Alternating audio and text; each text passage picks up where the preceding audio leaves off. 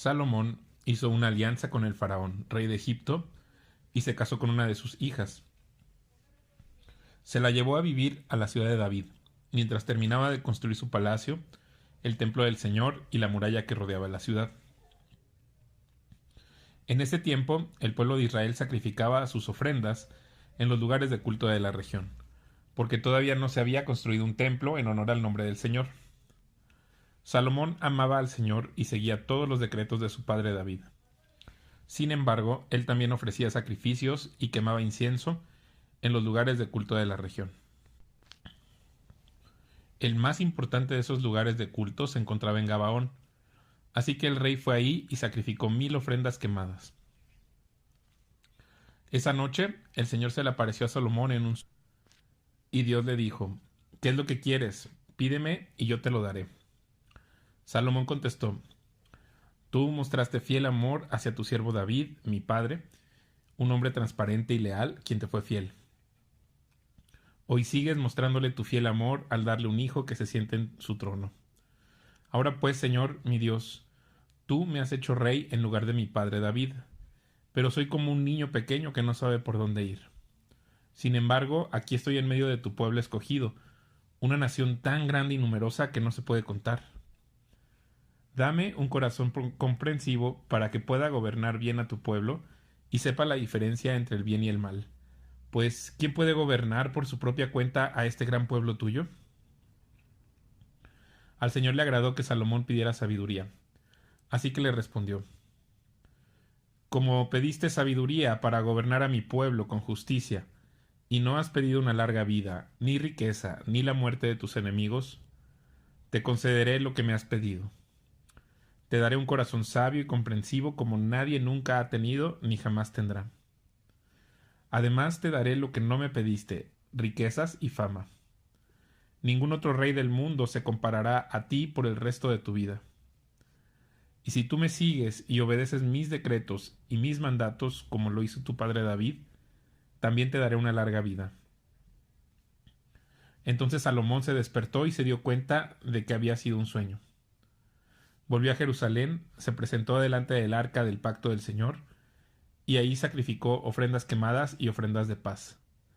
Luego invitó a todos sus funcionarios a un gran banquete. Tiempo después, 2 prostitutas fueron a ver al rey para resolver un asunto. Una de ellas comenzó a rogarle: «Ay, mi señor, esta mujer y yo vivimos en la misma casa. Ella estaba conmigo en la casa cuando yo di a luz a mi bebé. 3 días después, ella también tuvo un bebé. Estábamos las dos solas y no había nadie más en la casa. Ahora bien, su bebé murió durante la noche porque ella se acostó encima de él. Luego ella se levantó a la medianoche y sacó a mi hijo de mi lado mientras yo dormía. Puso a su hijo muerto en mis brazos y se llevó al mío a dormir con ella. A la mañana siguiente, cuando quise amamantar a mi hijo, el bebé estaba muerto. Pero cuando lo observé más de cerca a la luz del día, me di cuenta que no era mi hijo». Entonces la otra mujer interrumpió: «Claro que era tu hijo y el niño que está vivo es el mío». «No», dijo la mujer que habló primero, «el niño que está vivo es el mío y el que está muerto es el tuyo». Y así discutían sin parar delante del rey. Entonces el rey dijo: «Aclaremos los hechos. Las dos afirman que el niño que está vivo es suyo, y cada una dice que el que está muerto pertenece a la otra. Muy bien, tráiganme una espada». Así que le trajeron una espada. Luego dijo: «Partan al niño que está vivo en dos y denle la mitad del niño a una y la otra mitad a la otra». Entonces la verdadera madre del niño, la que lo amaba mucho, gritó: «¡Oh no, mi señor! Denle el niño a ella, pero por favor no lo maten». En cambio, la otra mujer dijo: «Me parece bien, así no será ni tuyo ni mío, divídanlo entre las dos». Entonces el rey dijo: «No maten al niño. Dénselo a la mujer que desea que viva, porque ella es la madre». Cuando el pueblo se enteró de la decisión que había tomado el rey, todos en Israel quedaron admirados porque reconocieron la sabiduría que Dios le había dado para impartir justicia. Salomón ya gobernaba todo Israel, y sus altos funcionarios eran los siguientes. Azarías, hijo de Sadoc, era el sacerdote. Elioref y Ahías, hijos de Sisa, eran secretarios de la corte. Josafat, hijo de Ahilud, era el historiador de la realeza. Benaía, hijo de Joiada, era el comandante del ejército. Sadoc y Abiatar eran sacerdotes. Azarías, hijo de Natán, estaba a cargo de los gobernadores regionales. Sabud, hijo de Natán, era sacerdote y consejero de confianza del rey. Aizar era el administrador de los bienes del palacio. Adoniram, hijo de Abda, estaba a cargo de los trabajadores. Salomón también tenía 12 gobernadores regionales sobre todo Israel, quienes eran responsables de proveer el alimento para los miembros de la casa del rey. A cada uno de ellos le tocaba suministrar los víveres para un mes del año. Los nombres de los 12 gobernadores eran los siguientes: Ben-Ur, en la zona montañosa de Efraín; Ben-Decar, en Macas; Saalbim, Bet-Semes y Elón Bet-Anán; Ben-Esed, en Arubot, que incluía Soco y toda la tierra de Éfer; Ben-Abinadab, en todo Nafot Dor. Él estaba casado con Tafat, una de las hijas de Salomón. Baana, hijo de Ahilud, en Tánac y Megiddo, en todo Bet-San, cerca de Zaretán, abajo de Jezreel, y en todo el territorio que va desde Bet-San hasta Abel-Meola y hasta Jocmeam. Ben-Geber, en Ramot de Galaad, incluidas las ciudades de Jair, que llevan ese nombre por Jair de la tribu de Manasés, situadas en Galaad y en Argob, región de Basan, la cual incluía 60 ciudades grandes y fortificadas con barrotes de bronce en sus puertas. Ainadab, hijo de Ido, en Maanaim. Aimaas, en Neftalí. Él estaba casado con Basemat, otra hija de Salomón. Baana, hijo de Usai, en Aser y en Alot. Josafat, hijo de Parúa, en Issacar. Simei, hijo de Ela, en Benjamín. Heber, hijo de Uri, en la tierra de Galaad, incluidos los territorios del rey Sión, de los amorreos y del rey Og de Basan. También había un gobernador para la tierra de Judá. La gente de Judá y de Israel era tan numerosa como la arena a la orilla del mar. Todos estaban muy satisfechos y tenían suficiente para comer y beber. El rey Salomón gobernaba todos los reinos desde el río Éufrates en el norte hasta la tierra de los filisteos y la frontera con Egipto en el sur. Los pueblos conquistados le enviaban impuestos y le sirvieron durante toda su vida. La cantidad de alimento que se requería a diario en el palacio de Salomón era 6.600 kilos de harina selecta y 13.200 kilos de harina gruesa. También 10 bueyes de los corrales de engordar, 20 reses alimentadas con pasto, 100 ovejas o cabras, además de ciervos, gacelas, corzos y aves de corral de primera calidad. El dominio de Salomón se extendía por todos los reinos al occidente del río Éufrates, desde Tifsa hasta Gaza, y había paz en todas sus fronteras. Durante la vida de Salomón, los habitantes de Judá e Israel vivieron en paz y con seguridad. Desde Dan en el norte hasta Beer-seba en el sur, cada familia tenía su propia casa con jardín. Salomón tenía 4.000 establos para los caballos que tiraban sus carros de guerra y 12.000 caballos. Los gobernadores regionales proveían sin falta el alimento para el rey Salomón y su corte. Cada uno se aseguraba de que no faltara nada durante el mes que se le había asignado.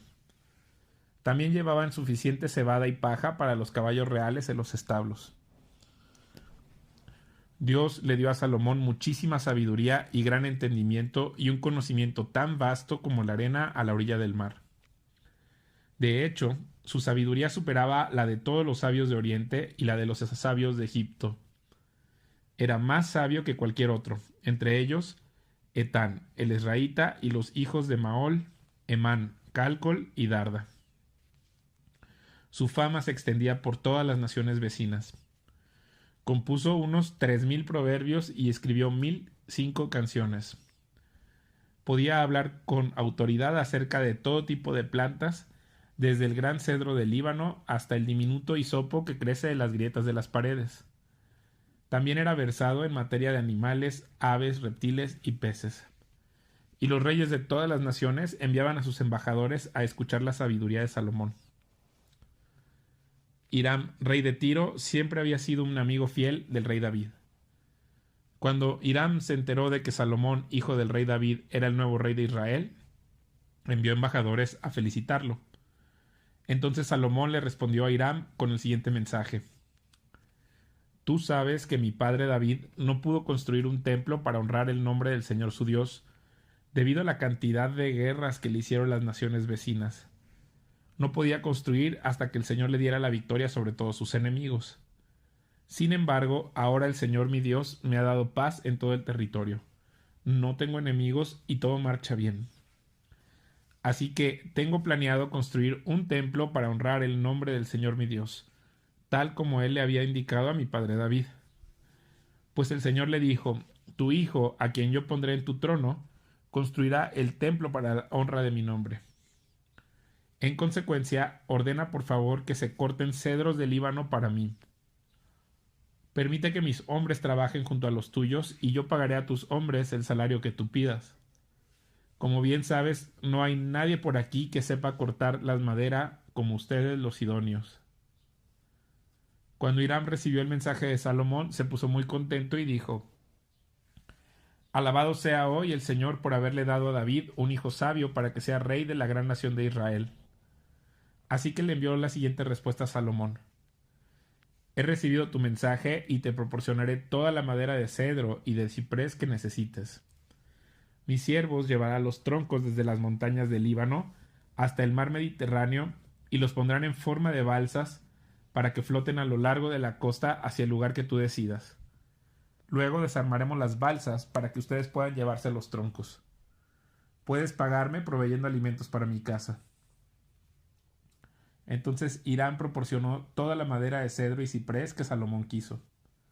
Salomón le enviaba a cambio un pago anual de 4.400.000 kilos de trigo para su casa y 440.000 litros de aceite de oliva puro. El Señor le dio sabiduría a Salomón tal como se lo había prometido. Así que Hiram y Salomón formaron una alianza de paz. Luego el rey Salomón impuso trabajo forzado a 30.000 trabajadores de todo Israel. Los envió al Líbano en turnos de 10.000 por mes, de modo que cada hombre estuviera un mes en el Líbano y 2 meses en casa. Adoniram estaba a cargo de estos trabajadores. Salomón también tenía 70.000 obreros, 80.000 cortadores de piedra en la zona montañosa y 3.600 capataces para supervisar el trabajo.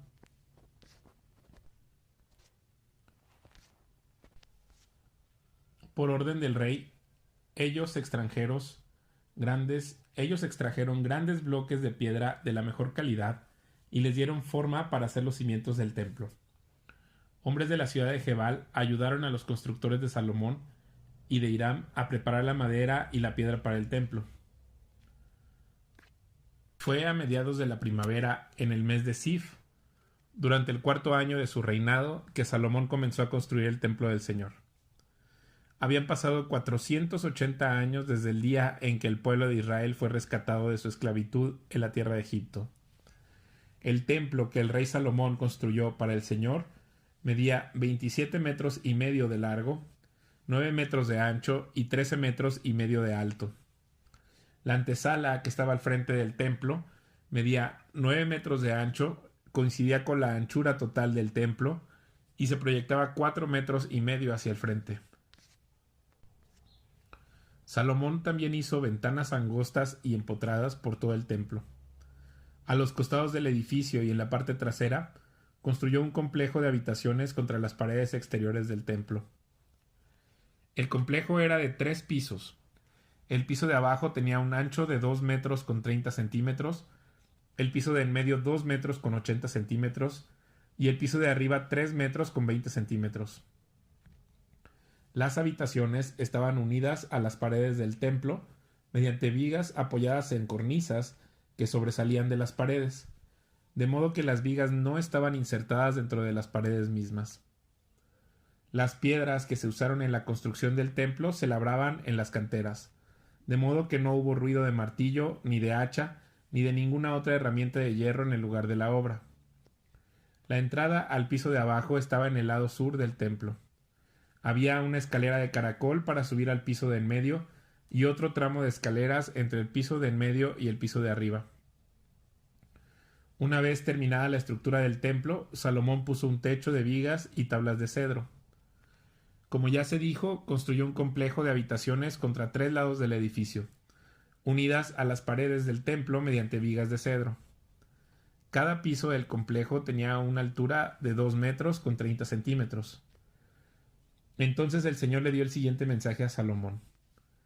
En cuanto a este templo que estás construyendo, si tú sigues todos mis decretos y ordenanzas y obedeces todos mis mandatos, yo cumpliré por medio de ti la promesa que le hice a tu padre David.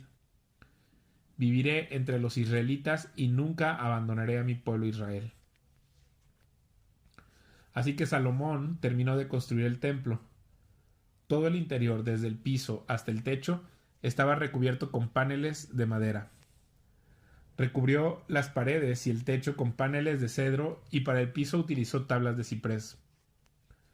Salomón separó un espacio para el santuario interior, el lugar santísimo, al fondo del templo. Tenía 9 metros de profundidad y estaba recubierto con cedro desde el piso hasta el techo.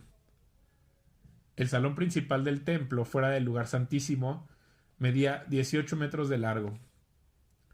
En todo el templo, las paredes de piedra estaban recubiertas con madera de cedro, y el recubrimiento estaba decorado con tallas de calabazas y flores abiertas. Salomón preparó el santuario interior al fondo del templo, donde luego se colocaría el arca del pacto del Señor.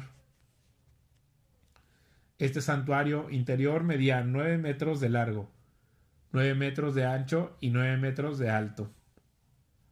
Salomón revistió el interior con oro macizo. También revistió el altar, que estaba hecho de cedro. Luego revistió el resto del interior y del templo con oro macizo y fabricó cadenas de oro para proteger la entrada al lugar santísimo.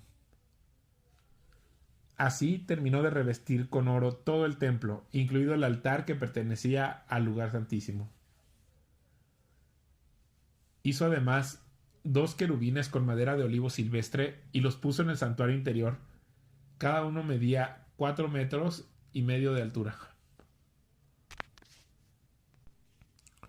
Hizo además 2 querubines con madera de olivo silvestre y los puso en el santuario interior. Cada uno medía 4 metros y medio de altura. La distancia entre las puntas de las alas de cada querubín era de 4 metros y medio, y cada ala medía 2 metros con 30 centímetros de largo. Ambos querubines eran exactamente iguales en forma y tamaño, y cada uno medía 4 metros y medio de alto. Salomón los puso en el santuario interior del templo, uno al lado del otro, con las alas extendidas, de modo que las alas interiores se tocaban en el centro de la sala y las exteriores se extendían hasta las paredes. Y a ambos querubines los revistió de oro. Salomón decoró todas las paredes del santuario interior y del salón principal con tallas de querubines, palmeras y flores abiertas, y revistió de oro el piso de ambos salones. Para la entrada del santuario interior hizo puertas de 2 hojas de madera de olivo silvestre y los marcos tenían forma pentagonal. Estas puertas estaban decoradas con tallas de querubines, palmeras y flores abiertas. Las puertas con las decoraciones de querubines y palmeras estaban revestidas de oro. Luego, en las puertas hizo marcos cuadrangulares de madera de olivo silvestre para la entrada del templo. Había 2 puertas plegables de madera de ciprés, y cada puerta tenía bisagras para replegarse hacia atrás. Estas puertas estaban decoradas con tallas de querubines, palmeras y flores abiertas. Todas las tallas estaban revestidas de oro de manera uniforme. Las paredes del atrio interior estaban construidas de modo que había una hilera de vigas de cedro entre cada 3 hileras de piedra labrada. Los cimientos del templo del Señor se echaron a mediados de la primavera, en el mes de Sif, durante el 4º año del reinado de Salomón. Terminaron de construir todo el edificio hasta los últimos detalles a mediados del otoño en el mes de Bul, a los 11 años de su reinado. Así que la construcción del templo duró 7 años.